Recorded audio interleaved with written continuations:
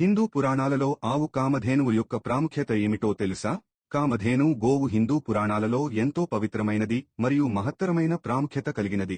ఇది దేవతల గోవుగా పరిగణించబడుతుంది. కామధేను అనగా కామాలను తీరుస్తున్న గోవు అని అర్థం.